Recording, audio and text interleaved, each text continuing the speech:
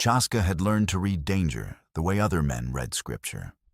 Though he favored the bow for quiet work, Chaska kept a Winchester carbine slung in a scabbard and a Colt at his hip tools of practicality in 1884. His father taught him that before the fever took him, before the soldiers burned their winter camp, before Sequoia became the only family he had left. She had chosen the name Sequoia herself after leaving the reservation, a quiet defiance. She kept close, like a pocket talisman. "Listen to what the forest doesn't say," the old man used to whisper while they tracked wounded elk through autumn snow. Silence has teeth. The Montana Territory stretched white and unforgiving in every direction. This February morning, 1884, the kind of cold that made a man's lungs ache with each breath. Chaska moved through the lodgepole pines north of Snow Peak with the stillness his father had beaten into muscle and bone, each moccasin placed heel to toe on frozen crust that could betray a careless step. The black dog Prairie ranged 15 paces ahead, with his ears swiveling like weather vanes, tracking the bull elk they'd followed since dawn broke crimson over the bitter roots. Then Prairie stopped. Not the freeze of a hunter sighting prey, the rigid, hackle-raised lock of a dog scenting something fundamentally wrong. Chaska's hand moved to the bough across his back. Through the pines, maybe 40 paces distant, stood a lightning-scarred tree wider than 3 men standing shoulder to shoulder. Someone had carved the hollow trunk smooth inside and fitted a door into the gap, rough-cut planks, iron hinges gone rust-orange in the weather. Yellow lamplight leaked around the edges like blood from a poorly bandaged wound.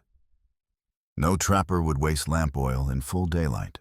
No honest man would hide a door in a dead tree this far from any settlement. Chaska's thoughts turned sharp and cold. 3 months ago, his cousin Sequoia had vanished from Snow Peak. 23 years old, quick-witted, careful as a fox. She'd taken work cleaning rooms at the railroad house, sent letters every week, written in the careful script she'd learned from missionary teachers. Then nothing. When Chaska rode in to find her, the landlady, a hard-eyed woman named Mrs. Greer, claimed Sequoia had run off with some freight hauler heading south. But Sequoia wouldn't abandon family without word. Not after she'd raised him when his mother died, bringing stillborn twins into the world. Not after she'd taught him to track and trade and survive, when the reservation became a cage and they'd slipped away into the territories to make their own way. He'd found a scrap of her red and white beadwork behind the freight yard, trampled into frozen mud beside wagon ruts too deep for empty crates. One corner of the pattern was deliberately torn, not frayed from wear, but cut clean, as if someone wanted it found. At the time, he'd thought it accidental. Now he wondered. The sheriff, a man named Tom Halsey, with tobacco-stained teeth and a politician's smile, told him to stop stirring trouble. Women made choices, he said. Let it rest. But when Chaska had pressed, asking why Mrs. Greer seemed so nervous, why she'd refused to let him search Sequoia's room properly, Halsey had gotten angry. Threatened to lock him up for harassment if he didn't leave town by sundown. Chaska had left. But he'd watched the railroad house from a distance. Seen Mrs. Greer meet with well-dressed men in the alley behind the building. Seen her pass envelopes receive payment. She wasn't just a landlady, she was a recruiter. Then 2 weeks ago, he'd found the second piece of beadwork tied to a fence post 30 miles north. Not dropped. Tied. A marker. A trail. And last week, a third piece wedged into a split rail outside a way station. Always pointing north, always deliberate. Sequoia was smart. If she couldn't escape, she'd make sure someone could follow. Now his gut, that hunter's instinct his father had cultivated like a garden, told him this hollow tree was another marker. The wrongness of it sang in his bones. Prairie's growl brought him back. The door groaned open on rusted hinges. A woman stumbled into the light-torn calico dress, mud-caked at the knees, rope burns circling her wrists like cruel bracelets. Her hair, dark blonde and matted with pine needles, fell across a face gone pale as birch bark. She blinked against the brightness eyes, wild and unfocused as a spooked mare's. And when she saw Chaska, she froze mid-step.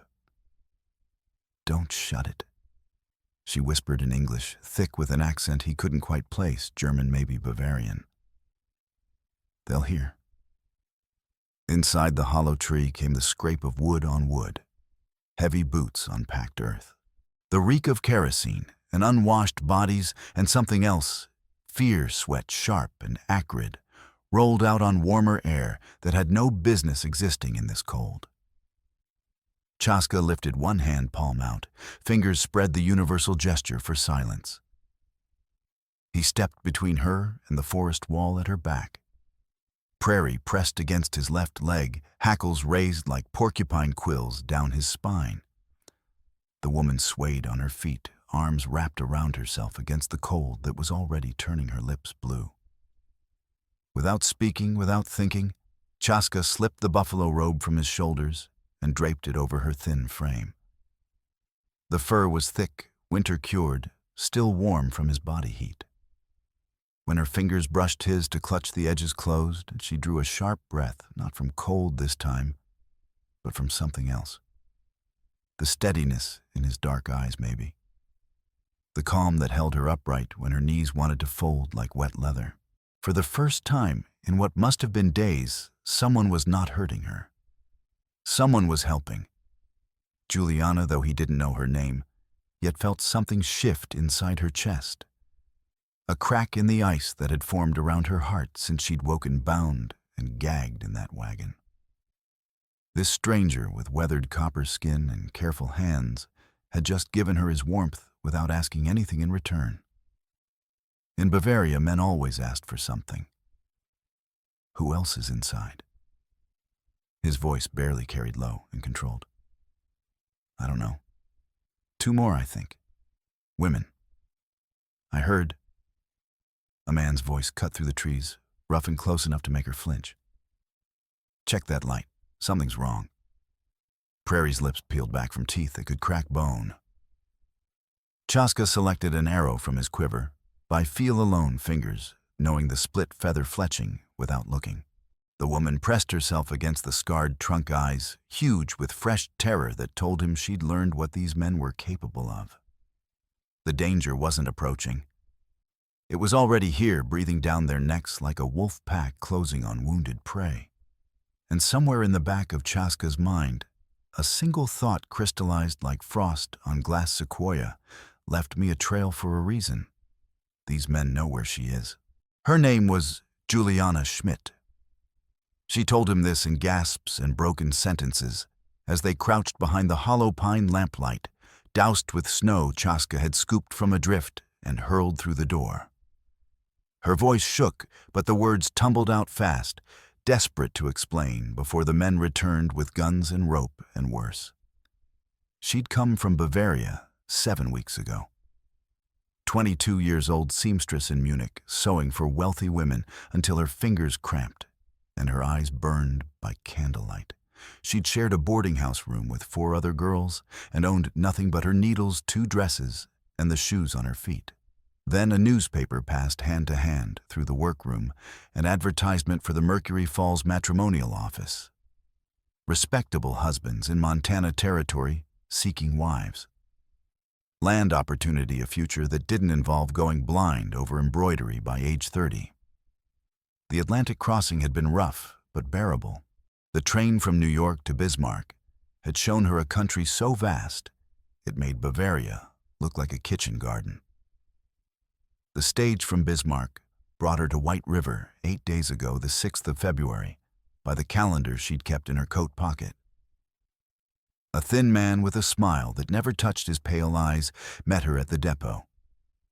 Said her husband to be a farmer named Johann, and the letter had promised had been delayed by weather closing the northern passes.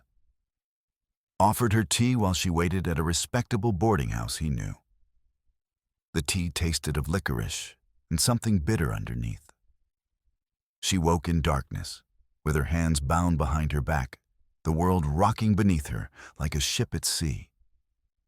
Freight wagon, she realized, when gray dawn light filtered through canvas. When it finally stopped, rough hands dragged her stumbling into forest and shoved her into this hollow tree. Two other women were already there, bound and gagged, eyes swollen from crying. The men said someone would come for them soon. Said if they screamed, their tongues would be cut out and fed to the hogs. "I've been here 3 days," Juliana whispered, pulling the buffalo robe tighter. "Maybe 4. I lost track when they stopped bringing water." Chaska listened without interrupting, his jaw tight as a drumhead. He'd heard whispers about this, women vanishing from frontier towns, a trade in human cargo moving through the territories like cholera. But whispers were smoke.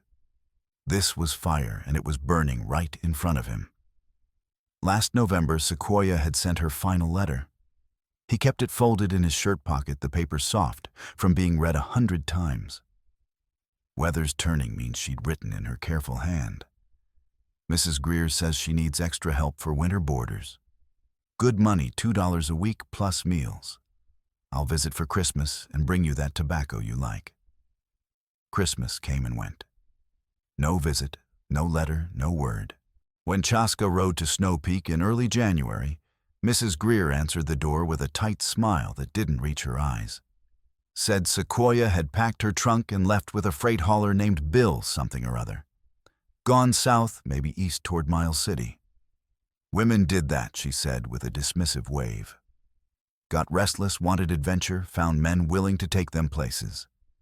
But Sequoia's trunk was still in the attic when Chaska checked while Mrs. Greer was distracted, dusty, undisturbed, her Sunday dress still folded inside. And when he'd confronted the landlady, her face had gone pale, then hard. She'd called for Sheriff Halsey. Said Chaska was harassing her, making accusations, disturbing her business.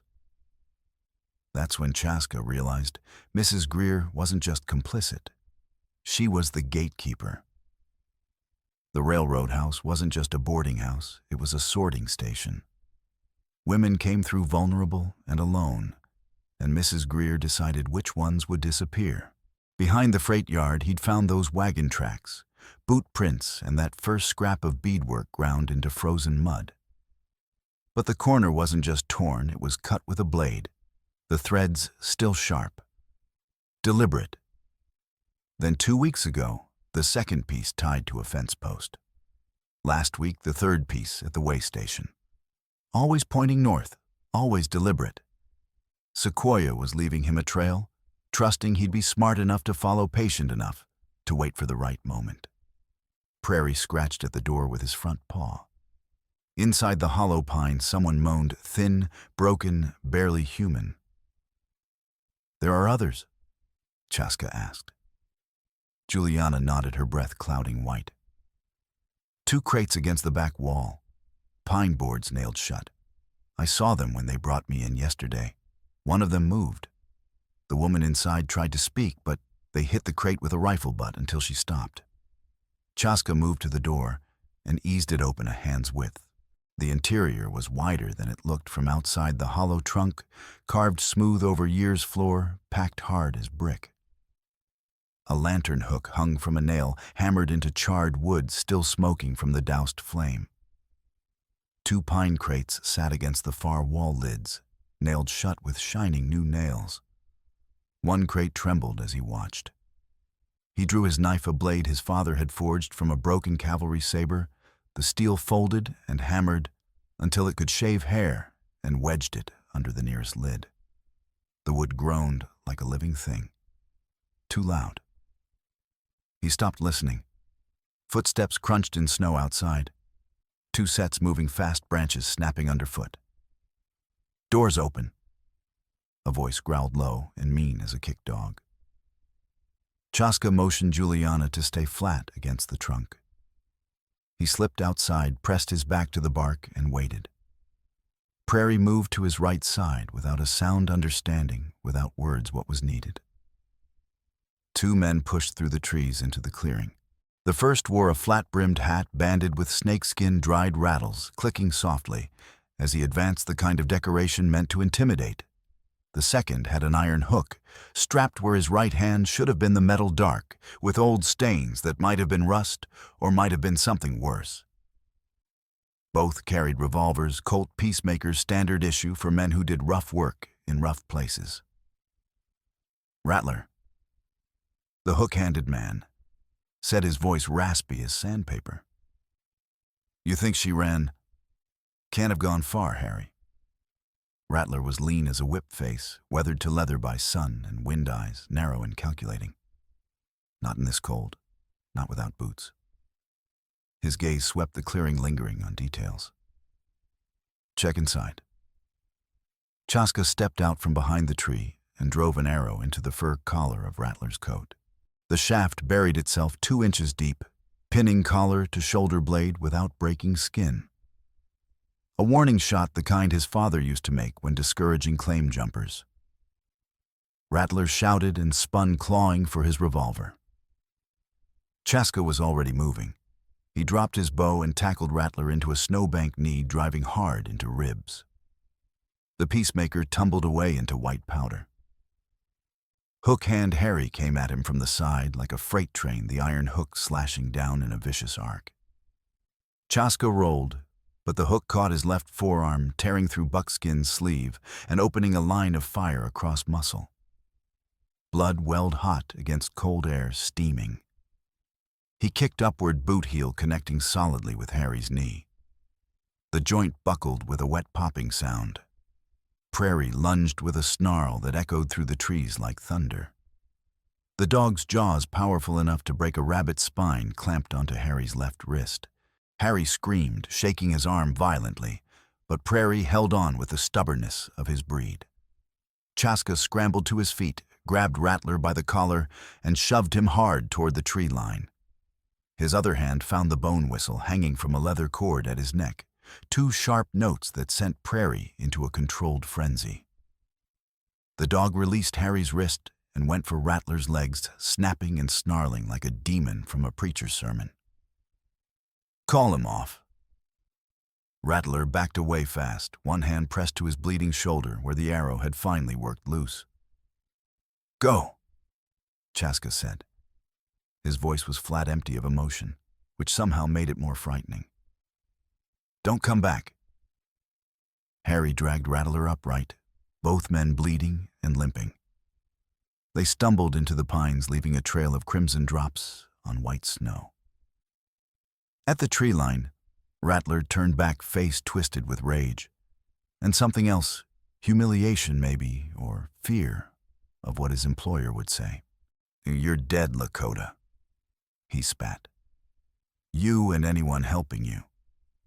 Pike's gonna hear about this, and when he does, you'll wish you'd never been born. That cousin of yours, she's special consignment. Worth more than you'll see in 10 lifetimes. Pike's been saving her for a special buyer. You'll never find her. Never. Then they were gone, crashing through underbrush like wounded bears. Chaska stood in the trampled clearing, breathing hard blood running down his arm in a steady stream. Special consignment. They still had Sequoia. She was alive. And Pike, whoever Pike was, considered her valuable enough to keep rather than sell immediately. Juliana appeared from behind the tree, the buffalo robe clutched tight around her thin frame. Her eyes were enormous, reflecting equal parts fear and something else, wonder maybe, or disbelief that someone had fought for her. You saved me, she whispered. Not yet, Chaska said, retrieving his bow and checking it for damage. Help me with the crates, with. Inside the hollow pine, they pried open the first crate. A woman lay inside, bound, gagged, bruised like spoiled fruit. Her name was Isolde Juliana, told him as they cut her free. German like her. Came on the same stage, same false promises. The second crate held no person, just supplies, rope coils, spare lanterns. And tucked beneath these, a leather satchel. Chaska opened it with hands that trembled slightly. Inside, a ledger filled with cramped handwriting. Telegraph receipts tucked between pages like pressed flowers. Dates, initials, coded entries, payment amounts that made his stomach turn. $20, $35, $50 for premium quality. And on the final page, a map drawn in careful detail. A trail leading north from Snow Peak, winding through canyon lands, ending at an abandoned cinnabar mine above a place marked Raven's Nest. He mapped the route: chute, catwalk, ladder, winch, then moved one wedge, a pit prop. 2, cut the fuse. 3, haul the trapped. 4, fall back to the added. Orders were clipped, breaths counted, boots placed only where the timbers still sang true. Below it, in different ink, premium transfer S. Winter, 17th of February. Dusk buyer arrives from Denver, final payment, $200, no delays. Tomorrow night. They were moving Sequoia tomorrow night. $1,200. More money than most men saw in a lifetime. Chaska's hands shook as he traced the map. S. Winter. Sequoia's full name was Sequoia Winter, a name she'd chosen herself when they'd left the reservation, leaving behind the name the missionaries had given her. Tucked in the back of the ledger, folded carefully, was another piece of cloth. Red and white beadwork. The pattern matched the others he'd found part of the shawl his aunt had made for Sequoia's 20th winter. Another deliberate marker left in a place someone searching would find it. "She's alive," he said, voice rough with emotion he couldn't quite contain. "They have her at this mine, and they're selling her tomorrow night." Juliana touched his arm gently, carefully, as if approaching a wounded animal. "Then we have one day to get her back." They couldn't stay at the Hollow Pine. Rattler and Harry would return with reinforcements, and the women needed shelter, warmth, medical care. Isolde could barely stand, let alone walk. Chaska made a decision. "Bent Creek," he said. "Settlement about 6 hours southwest. Has a doctor who doesn't ask questions." The journey was brutal. Isolde's feet were wrapped in strips torn from blankets, but every step made her whimper with pain. Juliana supported her, half carrying her through drifts that sometimes reached their thighs. Chaska walked rear guard, arrow nocked, scanning constantly for pursuit. Prairie ranged ahead, alert for danger or game. They'd need food eventually. They moved slowly, carefully, stopping often to rest. Chaska used every trick his father had taught him to hide their trail, walking on frozen stream beds, brushing out tracks with pine branches, doubling back to confuse any followers. By the time they reached Bent Creek, the sun was low on the western horizon, and all 3 humans were stumbling with exhaustion.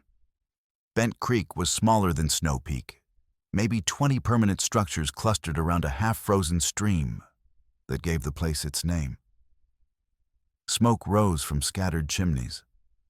The smell of cooking meat and coffee drifted on the wind, making Chaska's stomach clench with hunger. They hadn't eaten since yesterday. He led them to a weathered shack at the settlement's eastern edge, away from the main street and the curious eyes that came with it. A hand-painted sign nailed to the door read, "Doc Henry, come in if you need help."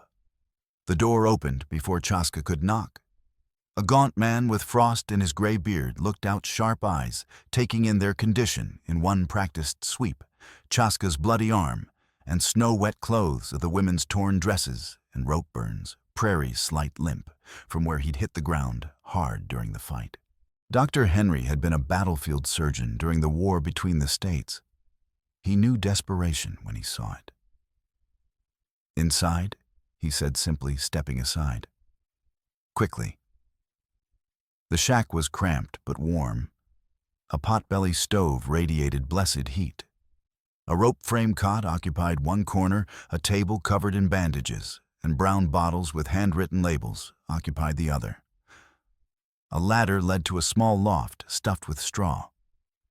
Henry bolted the door behind them and pointed at the table. "Sit. Let me see that arm." Chaska sat heavily, suddenly aware of how much blood he'd lost. The world tilted slightly. Henry unwrapped Juliana's makeshift bandaging strips, torn from her already ruined dress, and examined the wound with experienced fingers. Clean cut. Hook, probably. You're lucky missed the big vessels. He pulled needle and catgut thread from a drawer. This'll hurt. I know. The doctor stitched quickly, efficiently, each movement precise. When he finished, he wrapped the arm in clean linen and moved to examine Isolde's injuries. After a moment, he looked up, his expression grim. Rope burns, malnutrition, early stages of frostbite. She'll recover, but she needs rest and food. Lots of both. He handed Isolde a tin cup of water and a piece of bread. Slow sips. Your stomach won't handle more yet. Juliana stood by the stove, warming her hands, watching Chaska with an intensity that made something shift in his chest. She'd been through horrors, yet here she stood still, strong, still present. It reminded him of Sequoia. Tell me everything, Dr. Henry said, sitting across from Chaska. Chaska told him. The hollow pine, the crates, the ledger. When he mentioned the map to Raven's Nest, Henry's face went hard as granite. I know that mine, he said quietly. Worked out 30 years ago, abandoned when the mercury prices dropped. No one goes up there anymore. The tunnels are unstable, and cinnabar dust can poison a man if he breathes enough of it. He paused. If they're using it to hold captives, they've probably reinforced some sections, made it into a fortress of sorts. Have you heard of someone named Pike? Chaska asked. Henry's jaw tightened. Cornelius Pike, banker, freight company owner, telegraph office proprietor in Snow Peak. Came here 5 years ago from Denver, bought up half the territory's debt within 2 years. Smooth as silk, always smiling, but there's something cold behind the eyes. His voice went bitter. Lends money at rates that keep farmers trapped for generations. Forecloses without mercy. I've seen families destroyed by him. He's running this operation, Chaska said, tapping the ledger. Using Sheriff Halsey's name as cover, but Pike's the one making money. That makes sense, Henry said. Tom Halsey used to be a decent man, or so they say, but Pike holds his mortgage. One word and Tom's family is on the street. That kind of leverage buys silence. A knock at the door made everyone tense. Henry held up a hand, wait, and moved to the window, peering carefully through a gap in the curtains. His face relaxed slightly.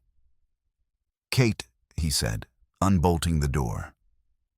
A tall woman entered carrying a wicker basket. She had gray-streaked hair pulled back in a practical bun, intelligent eyes that missed nothing, and the kind of quiet competence that came from years of teaching children to read, while also teaching them to survive. Kate Brennan ran the schoolhouse in Bent Creek. I saw strangers arrive, she said without preamble, setting the basket on the table. Inside, bread, butter, dried venison, a jar of preserves. Figured Henry might have guests who needed feeding. Thank you, Juliana said quietly in careful English. Kate studied her, then Isolde, then Chaska. You're running from something, or someone. Both, Chaska admitted. When he showed her the ledger, when he explained about the women in crates, Kate's expression went from concerned to furious. She sat down heavily, hands gripping the table edge, until her knuckles went white. I've been watching this happen for 2 years, she said, voice shaking with controlled rage. Women arriving on the stage full of hope, then vanishing within days. And when I ask questions, I'm told they changed their minds, ran off, found other arrangements. But I knew something was wrong. She looked up, eyes bright with unshed tears. I went to Sheriff Halsey last year, begged him to investigate. He told me I was imagining things, that I should focus on teaching instead of interfering in matters I didn't understand. It's real, Chaska said. Organized, and the sheriff's either part of it or too scared to stop it. Kate opened the ledger, began reading the entries with growing horror. There are names here. Dates. Some of these women. I remember them. They came through town, and then they were just gone. She closed the book carefully, as if it might shatter. What are you going to do? Get my cousin back, Chaska said. She's being held at that mine. They're transferring her tomorrow night to a buyer from Denver. If I don't stop it, she's gone forever. That's suicide, Henry said flatly. How many men does Pike have? At least 5, maybe more. And you're planning to assault a fortified position with what a bow and determination, if that's what it takes. Kate and Henry exchanged a long look.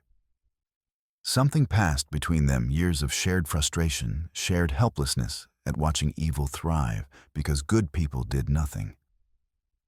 We'll help, Kate said finally. Whatever you need. Before Chaska could respond, the door burst open. A man stood in the doorway, weathered face-hawk feathers in his hatband rifle in his hands. Luther Hawk, the bounty hunter Chaska had traded furs with last spring. "Oh, well," Luther said with a cold smile.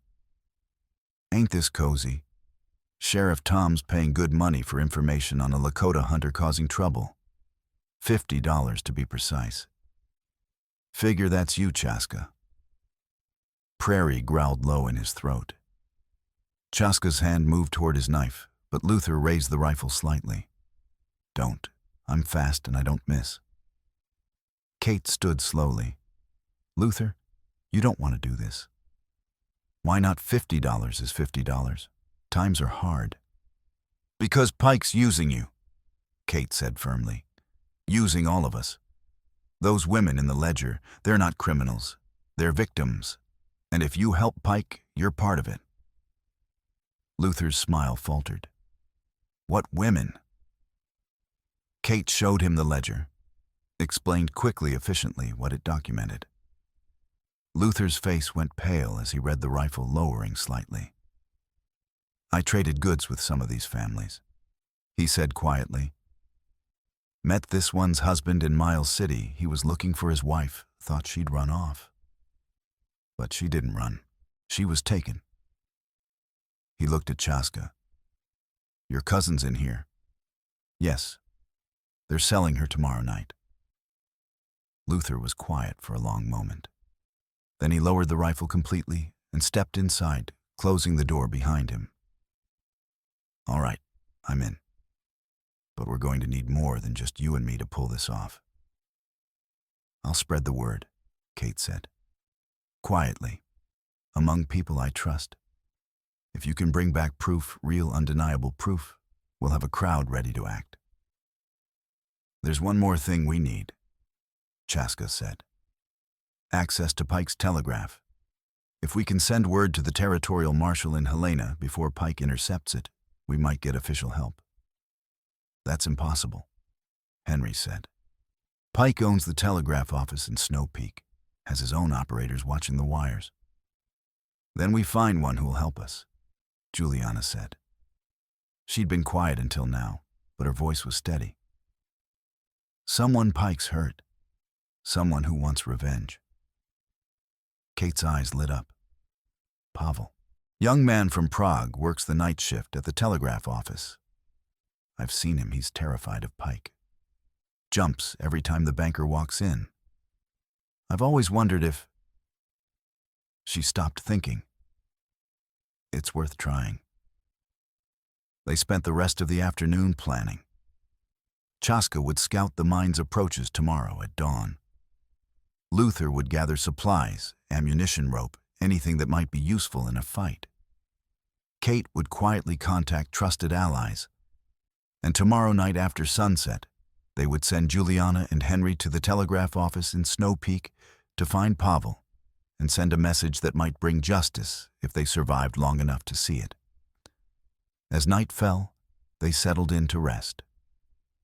Isolde slept on the cot, Kate watching over her. Luther dozed in a chair by the door, rifle across his lap. Henry mixed medicines at his table. Chaska sat by the window, staring out at the darkening settlement. Juliana found him there, sat beside him without speaking. After a long silence, she took his hand. "Tell me about Sequoia," she said quietly. He was quiet for so long she thought he wouldn't answer. Then, "She's 3 years older than me. Raised me after my mother died in childbirth. I was 8, she was 11. Too young to be a mother, but she did it anyway. Taught me everything I know, tracking, hunting, which plants heal and which kill. How to survive when the world wants you dead." "You're afraid?" Juliana said. It wasn't a question. "Yes." "Afraid she's hurt? Afraid you'll be too late?" "Yes." She squeezed his hand. "Then we make sure you're not too late. We get her back. Together." He looked at her, this German seamstress who'd found courage she probably didn't know she possessed. "Why are you helping me? You barely know me."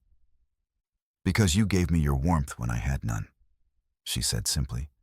"Because you fought for me when no one else would. Because—" She paused, searching for words. "Because when I look at you, I don't see a stranger.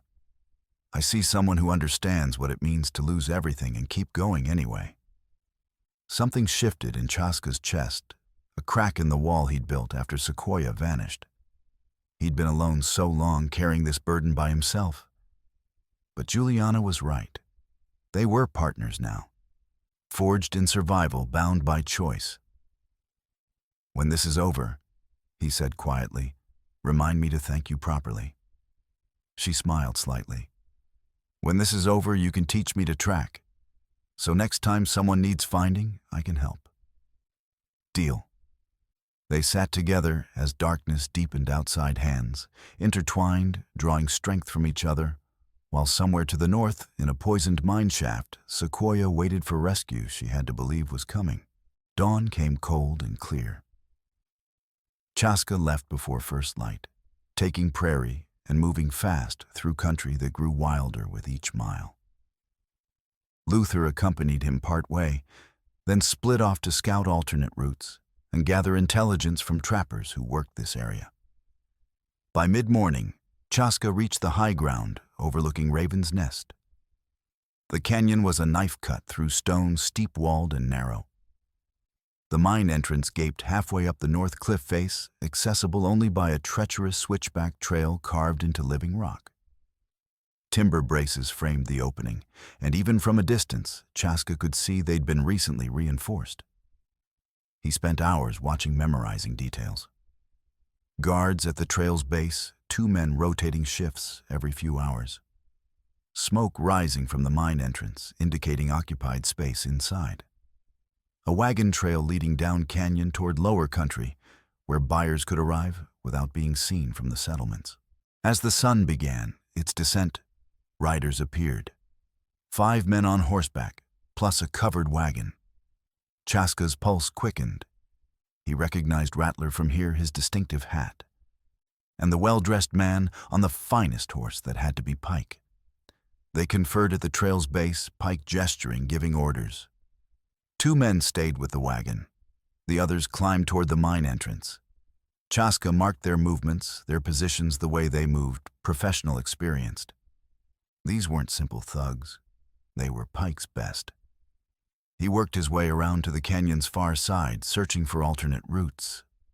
Found an old prospector's trail barely visible leading up the cliff's eastern face. Dangerous, exposed, but possible. And it would put him above the mine entrance, giving him tactical advantage if he could reach it without being seen. As the sun touched the western peaks, Luther appeared like a ghost, moving silently despite his bulk. "Found something," he said quietly. "Freight station 15 miles south clerk remembers Pike sending telegraph messages about special cargo heading to buyers in Denver and San Francisco. Dates match your ledger." "That's proof," Chaska said, "if we live to present it." Luther studied the mine entrance through narrowed eyes. "This is a bad position to assault. They have height cover and interior lines. We go in the front, we're dead. Then we don't go in the front. Chaska showed him the prospector's trail. Luther whistled softly. That's suicide in daylight. In dark, it's worse. It's all we have. They returned to Bent Creek as dusk fell. Kate had gathered 6 men and 3 women farmers, a blacksmith, the saloon owner, people who'd lost family members or friends to Pike's network, who were tired of living in fear. When you give the signal, Kate said, we'll come, with torches, weapons, witnesses, whatever you need. Dr. Henry pulled Chaska aside. Juliana and I will ride to Snow Peak tonight. Find this Pavel, send those telegrams. With luck, the marshal will have men on the road by tomorrow afternoon. Be careful, Chaska said. If Pike realizes what you're doing, we will be. Henry gripped his shoulder. Bring your cousin home. Juliana approached as Henry left to prepare their horses. She looked different now, stronger, steadier, wearing borrowed trousers and a wool coat, hair pulled back practically. She'd transformed from victim to fighter in just 2 days. I'm coming with you, she said. No, you need to help Henry. Get those telegrams sent. Henry can handle Pavel himself. He's a doctor, people trust him. She stepped closer. But Sequoia doesn't know Henry. She doesn't know Luther. When you find her, when you free her, she's going to be terrified, maybe hurt. She'll need another woman there. Someone who understands what she's been through. Chaska wanted to argue, wanted to protect her from what was coming. But he saw the determination in her gray eyes, that same stubborn strength Sequoia possessed. And she was right. Sequoia would trust another woman faster than she'd trust armed men. Fine, he said. But you stay behind me. Always. And if I tell you to run, you run. Promise me. I promise. They left at midnight, Chaska, Juliana, Luther, and Prairie. Henry rode south toward Snow Peak, with the ledger's most damning pages, the telegraph receipts, and a list of names Kate had compiled. Kate stayed behind with her makeshift militia ready to ride north at first light or sooner if trouble came. The ride through darkness was tense and silent. Every sound made Chaska's hand go to his bow. Every shadow might hide an ambush. But they reached the canyon's rim without incident and tethered their horses in a hidden draw where they wouldn't be heard or seen.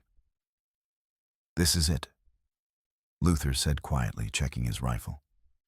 Once we start, there's no turning back. I know. Chaska looked at Juliana. Last chance to reconsider. She shook her head.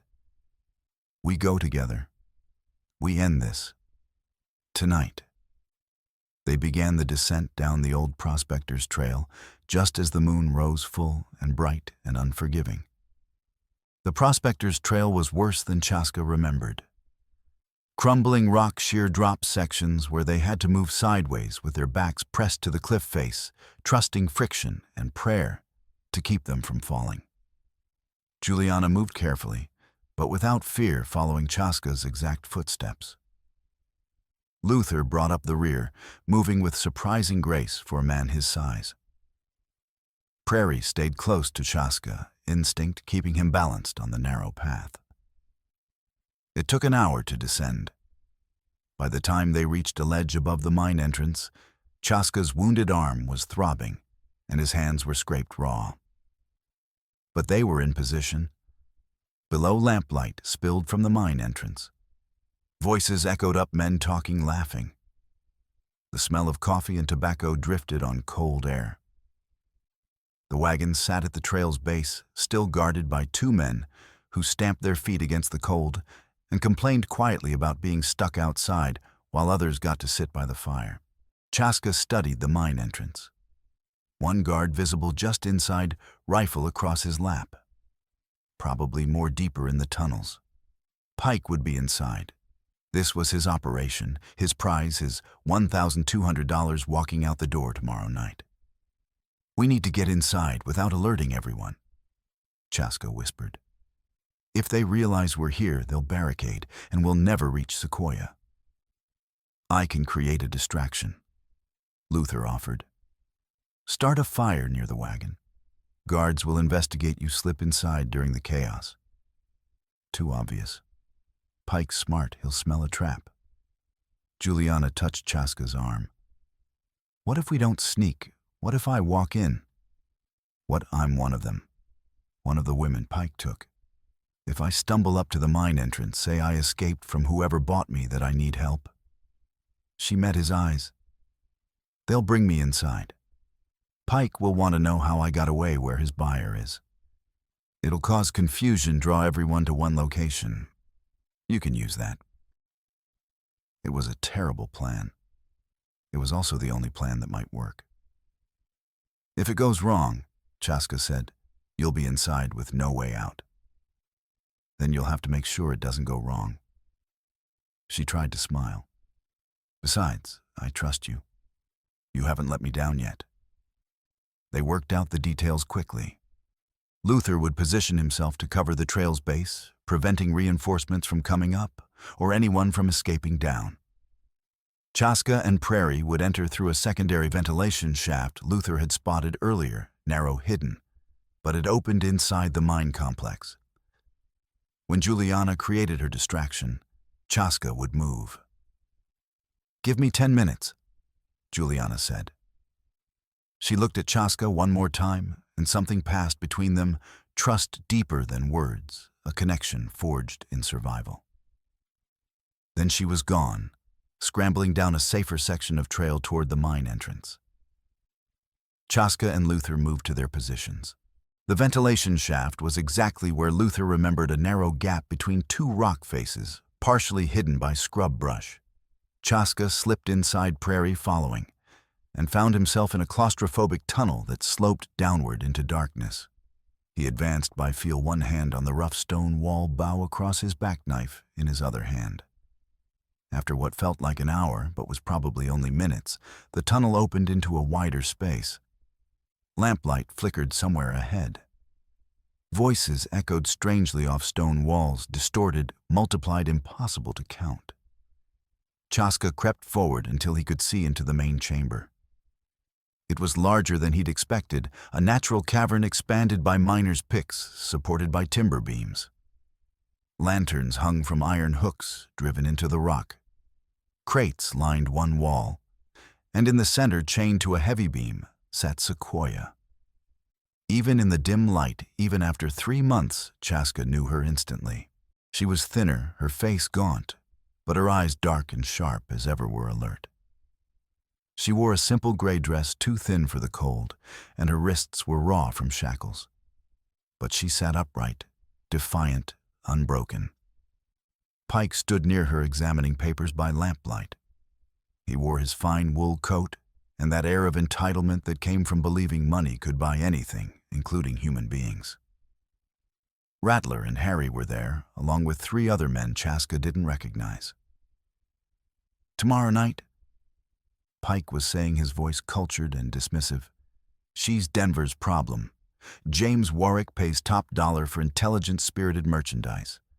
Says they make the best house servants once properly trained.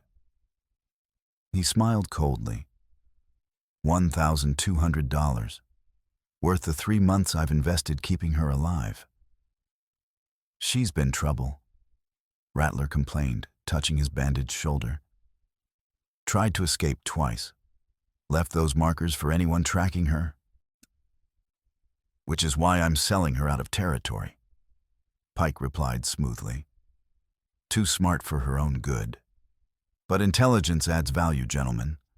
Warwick specifically requested someone who could be trained for more than just manual labor. Chaska's blood boiled. His hand tightened on his knife until his knuckles went white. He wanted to charge into that chamber right now, put an arrow through Pike's heart, damn the consequences. Then Sequoia did something extraordinary.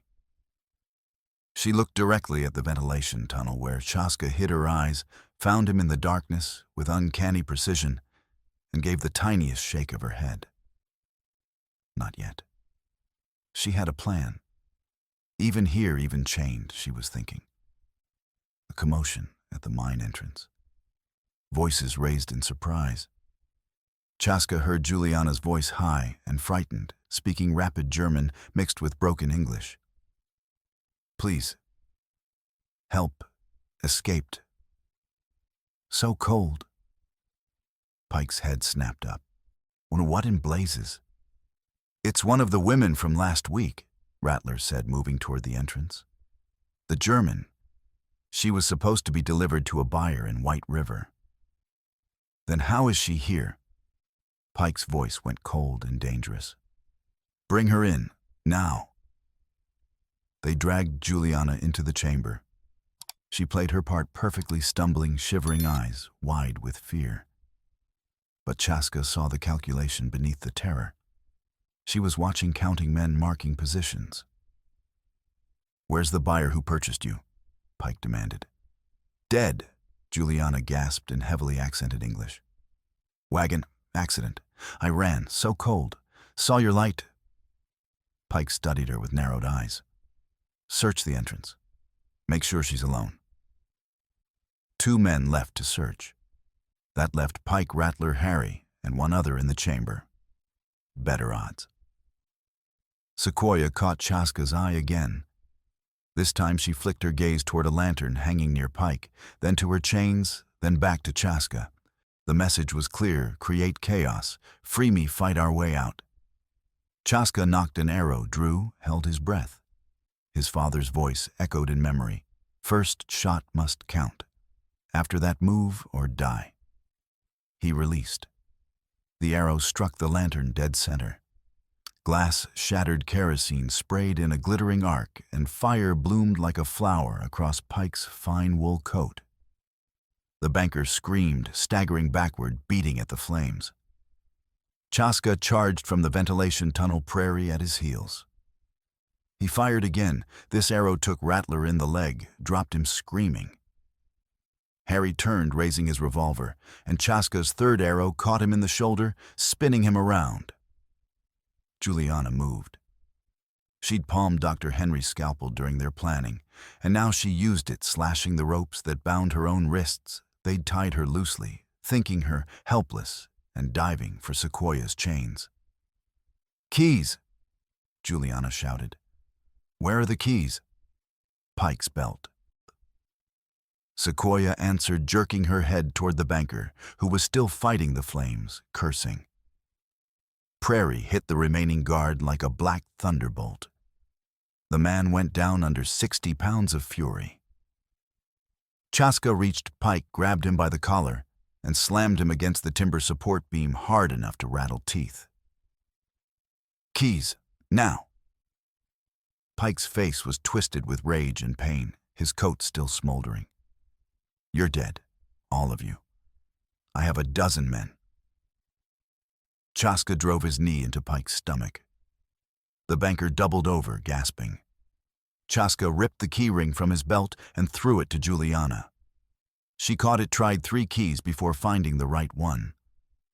The shackles opened. Sequoia stood on shaking legs, grabbed a piece of timber from a broken crate, and swung it hard into Harry's face as he tried to rise. The hook-handed man went down and stayed down. Move, Chaska shouted. Back the way I came. But Pike was faster than he looked. Despite his burns, despite his pain, he lunged for a rifle leaning against the wall. His fingers closed around the stock.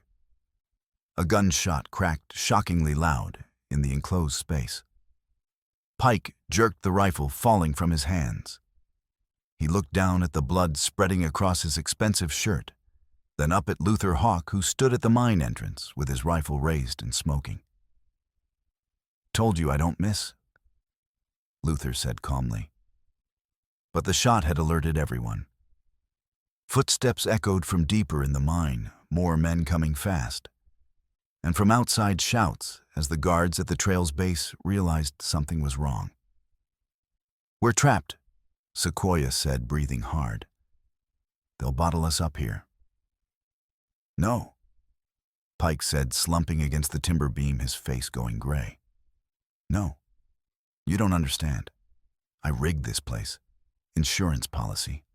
I lose, everyone loses. He smiled through bloody teeth and pulled a cord Chaska hadn't noticed half hidden along the beam. Deep in the mine, something thundered. Dust sifted down from the ceiling. The timber beams groaned ominously. Charges! Luther said, his face going pale. He's got demolition charges set. Pike laughed, a wet bubbling sound. Whole mine comes down in 10 minutes, maybe less. You'll never get out in time. Then we die fast, Chaska said, grabbing Sequoia's arm. Better than slow. Come on. They bolted. The ventilation tunnel Chaska had entered through was blocked, and the first thunder had brought down a section of loose rock, sealing it completely. They were trapped in the mine complex with demolition charges ticking down toward oblivion. This way, Sequoia shouted, pulling them deeper into the tunnels. I scouted during my escape attempts. There's another way out. You sure? Luther demanded, reloading his rifle as footsteps echoed behind them. No, but it's better than standing here. They plunged into a maze of passages carved by miners 30 years ago, before the cinnabar prices dropped, and the mercury poisoning drove the last workers away. The tunnels twisted and branched, some shored up with timber, others just raw stone that dripped with mineral-laden water. Their lantern, grabbed from the main chamber, cast wild shadows that made the walls seem to move and breathe. Behind them, Pike's remaining men gave chase. Gunfire cracked in the enclosed space, deafening. A bullet struck sparks from the stone beside Chaska's head. He turned, fired, an arrow blind her to scream. One less pursuer. Another thundered, shook the mine. Timber beams groaned. Dust and small rocks rained down. The charges are going off in sequence, Luther shouted. We've got maybe 5 minutes. They bolted harder, lungs burning with dust and exertion. The air grew thicker, harder to breathe, mercury vapors from the old ore, invisible and deadly. Juliana stumbled, coughing. Chaska caught her, kept her moving. There. Sequoia pointed ahead. The tunnel opened into another chamber, this one natural a void in the mountain's heart. A pit yawned in the center, maybe 20 feet across darkness below, suggesting depths no one wanted to test. And spanning the pit, a bridge. Just rough-cut timbers lashed together with rope, ancient and rotting. We have to cross, Sequoia said. That won't hold our weight, Luther protested. It has to. More footsteps behind them. Closer now, and another thundered, stronger this time. Part of the ceiling collapsed behind them, cutting off retreat. Go! Chaska pushed Sequoia toward the bridge. Fast and light. Don't stop. Sequoia went first, moving quickly despite her weakened state. The bridge groaned and swayed, but held. Halfway across, she turned. Come on! Juliana went next, moving more slowly, testing each step. The ropes groaned. A board cracked but didn't break. She made it across, collapsed beside Sequoia. Luther, you next, Chaska said. I'm heavier than all of you combined, Luther said. That bridge won't. Rattler appeared in the tunnel mouth behind them, face twisted with rage and pain, rifle raised despite his wounded leg. He fired. The bullet caught Luther in the shoulder, spinning him around. He staggered, dropped his rifle, fell to one knee. Prairie launched himself at Rattler's throat. The man went down under the dog's weight, screaming. Chaska turned back to Luther. Can you move? Arms gone numb. Can't shoot. Luther's face was gray with pain. Then I'll shoot for both of us. Chaska hauled Luther upright. Bridge, now. They started across together, moving as fast as Luther's injury allowed. Behind them, Rattler fought free of Prairie, raised his rifle again. Chaska couldn't turn, couldn't defend. If Rattler fired, a shot cracked. But it came from ahead from Sequoia, who'd picked up Luther's fallen rifle and fired with hands that shook, but aim that was true. Rattler jerked the rifle falling from his hands and toppled backward into the darkness of the tunnel. Chaska and Luther reached the far side just as the bridge gave way. Ropes snapped with sounds like gunshots. Timbers tumbled into the pit, crashing against stone on the way down, the sounds echoing for long seconds. Prairie stood on the far side, barking desperately. The dog couldn't jump that gap. "Prairie!" Chaska shouted. "Jump, come on!" The dog backed up, got a running start, and leaped. For one terrible moment, he hung suspended over the void legs, scrambling at air. Then he hit the edge of the pit claws, scrabbling for purchase on stone. Chaska grabbed him, hauled him up and over. The dog licked his face, whining with relief. Another thundered, stronger. Dust so thick now they could barely see. The air itself seemed to vibrate. "Move!" Sequoia was already running down the next tunnel. "This way, I remember there's a shaft that goes up." They followed her through twisting passages that seemed to close in from all sides. Juliana grabbed Chaska's hand, and he grabbed Sequoia's, forming a chain so no one would be lost in the dust and darkness. Luther stumbled behind one useless arm, breathing hard. The tunnel ended at a vertical shaft, a natural chimney in the rock, maybe 50 feet tall with crude handholds carved by miners long dead.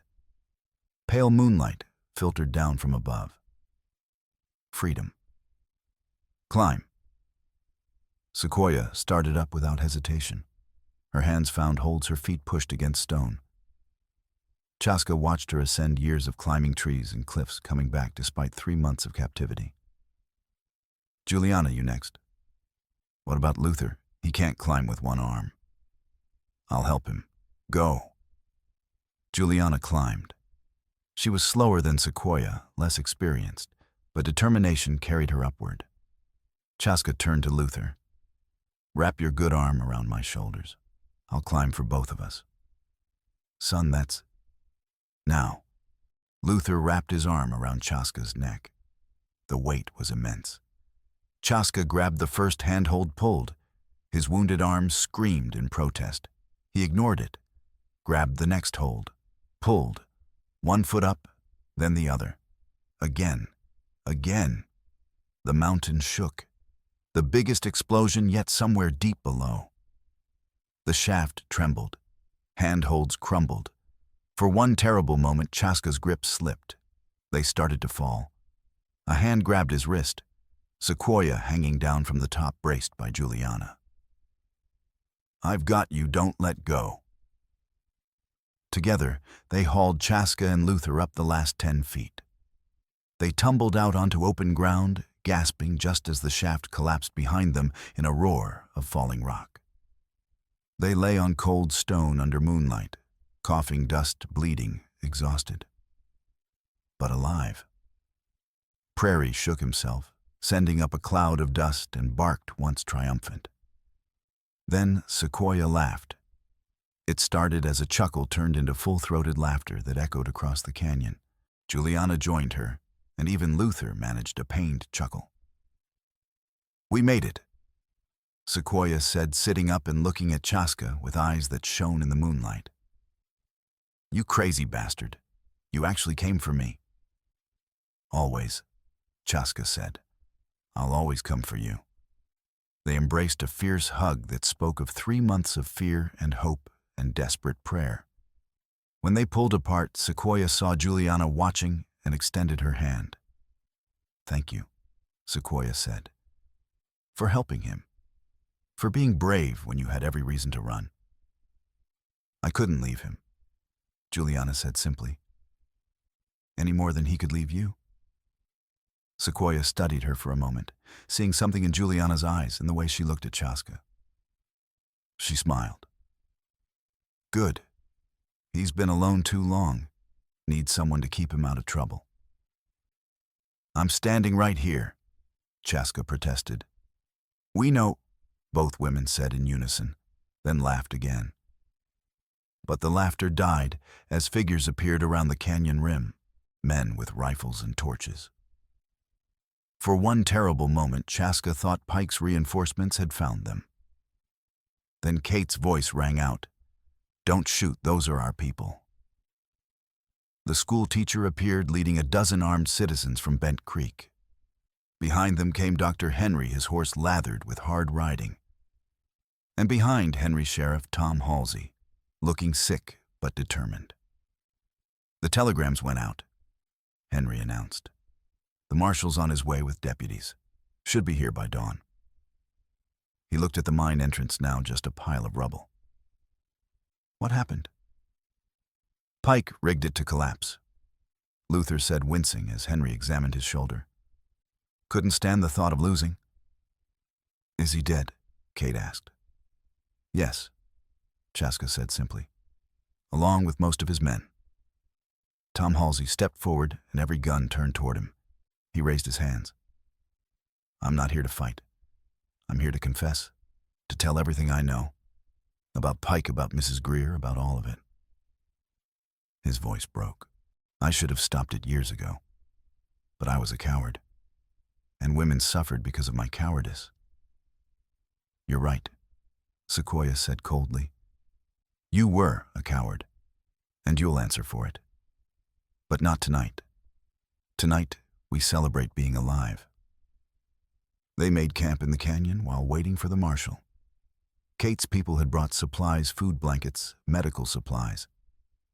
Dr. Henry tended Luther's shoulder, extracted the bullet, and bandaged it properly. Chaska's arm was restitched. Sequoia's wrists were cleaned and wrapped. As the others settled in, Chaska found a quiet spot overlooking the ruined mine. Juliana found him there. "What are you thinking?" she asked. "That it's over. Really over." She sat beside him. "What happens now?" Before he could answer, Sequoia appeared. She looked between them, smiled, and sat down on Chaska's other side. "I owe you both my life," she said quietly. "And I want you to know." She looked at Juliana. "You're welcome in our family, for as long as you want to stay." Juliana's eyes filled with tears. "Thank you. I don't know what to say." "Don't say anything yet, just..." Sequoia took both their hands. "Just be here, with us. We'll figure out the rest as we go."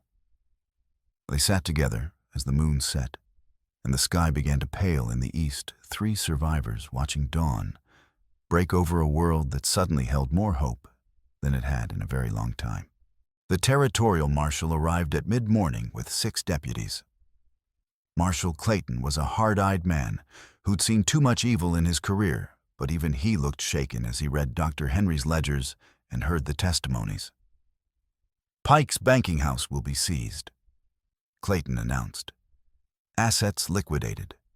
Most will go to victims and their families. And Mrs. Greer is being arrested as we speak. Seems once we had the ledger, several women in Snow Peak came forward with testimony about how she recruited for Pike."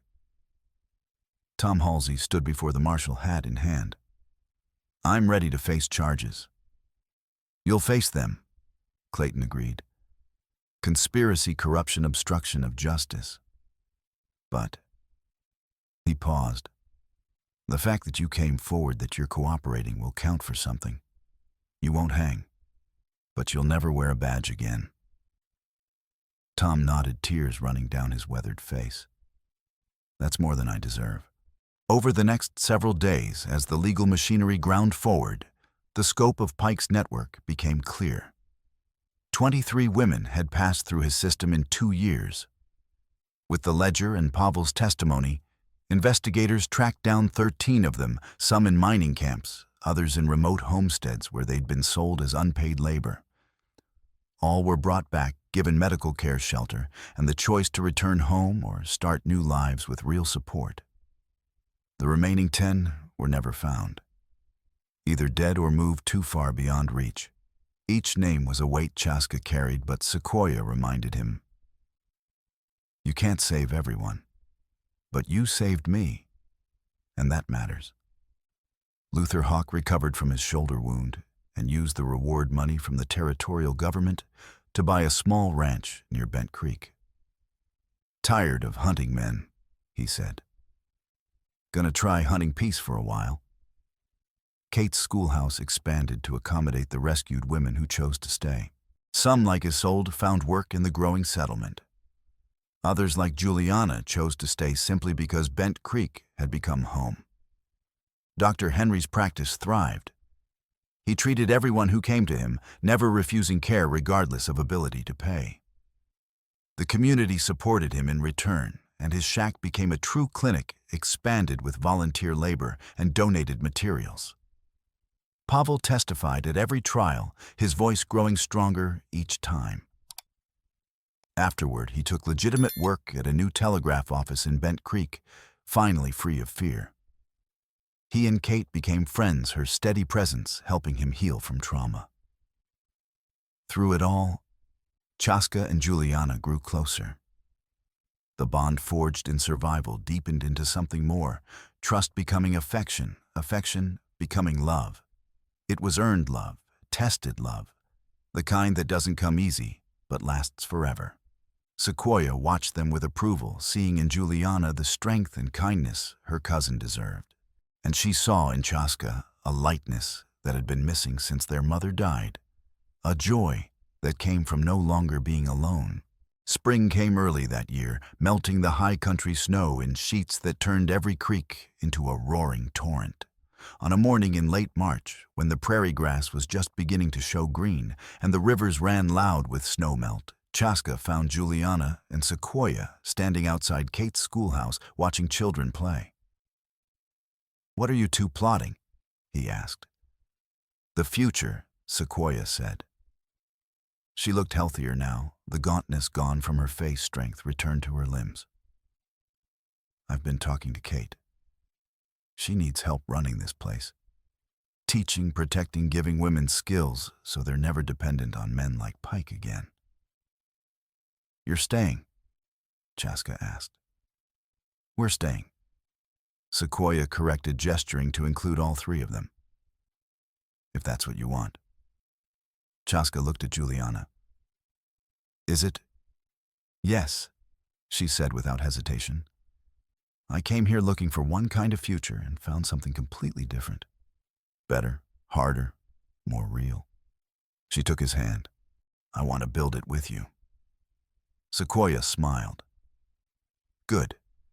Because I already told Kate we'd help and it would be awkward if you'd said no." They laughed, and it felt like the first real laughter Chaska had experienced in years. Not the bitter laughter of survival, but the warm laughter of belonging. That afternoon, they walked together to the ridge overlooking Bent Creek. Prairie bounded ahead, chasing grasshoppers through new green meadows. In the distance, the Bitterroot Mountains rose sharp and beautiful against a sky so blue it hurt to look at. "The hollow pine still stands," Sequoia said, pointing to the distant forest. "Maybe we should burn it. Make sure it's never used that way again." "Or leave it," Juliana suggested, "as a reminder of what we survived, what we fought against, what we won." "I like that," Chaska said. He put one arm around Sequoia, the other around Juliana. A monument to suffering ended. They stood together, three survivors who'd faced evil and chosen to create good in its wake. A Lakota hunter, a Bavarian seamstress, and a woman who left markers in the darkness, trusting someone would follow. A family not of blood alone, but of choice and courage and shared survival. "So what now?" Sequoia asked. "We've got the rest of our lives ahead of us." "We build," Chaska said. "A school that teaches more than reading, a community that protects its own, a place where people like Pike can't thrive." "We build," Juliana agreed. "Together." "Together," Sequoia echoed.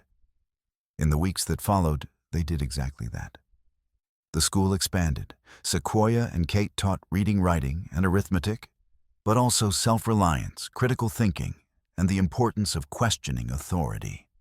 Juliana used her seamstress skills to teach women a trade that could support them, creating a small workshop that produced goods sold throughout the territory. Chaska hunted and trapped, providing meat and furs. But he also taught tracking and survival skills to anyone who wanted to learn. His reputation grew not as a violent man, but as a protector, someone who stood between the vulnerable and those who would hurt them. The community they built became a beacon. Word spread of a place where women were safe, where justice mattered more than money, where people looked out for each other instead of looking away. More families came, more businesses opened, and Bent Creek transformed from a rough frontier settlement into something approaching a real town.